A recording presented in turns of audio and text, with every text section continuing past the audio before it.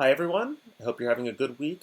Last week we talked about oratorios, and this week I would like to talk about a close cousin of the oratorio, the cantata.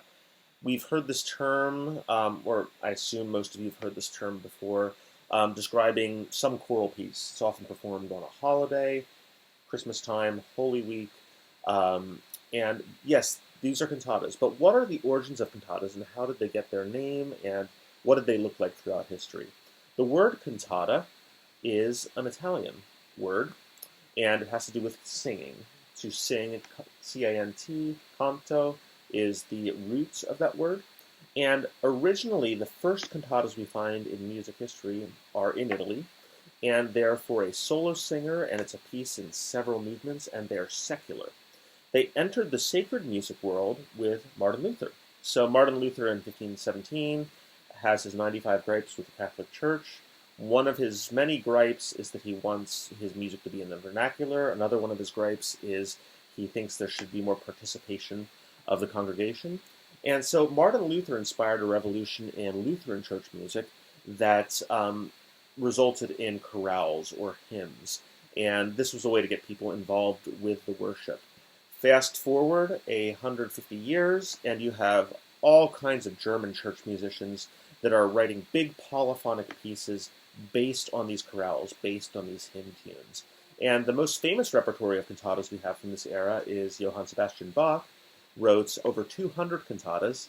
And what the structure looks like is there was always some big choral anthem, choral movement that opened the cantata that was based on this hymn.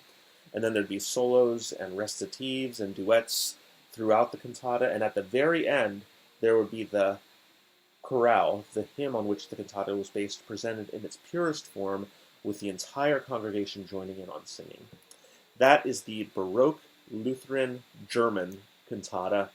And as we move forward in history, the term was borrowed by other nations and other composers, basically meaning some sort of multi-movement choral piece that features soloists and tells some sort of sacred story. Some 20th century composers even wrote secular cantatas.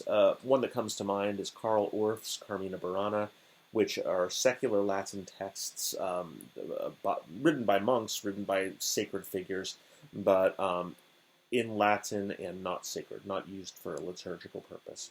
The last thing I'd like to leave you with is there are obviously a lot of similarities between cantatas and oratorios. And what's the difference? Probably the biggest difference is length. Oratorios tend to be longer than cantatas, but at the end of the day, a piece is going to be called whatever the composer labels it. So you have a piece like John Stainer's Crucifixion, which is about an hour long, and John Henry Maunder's Olivet to Calvary, which is also about an hour long. Maunder called his a cantata,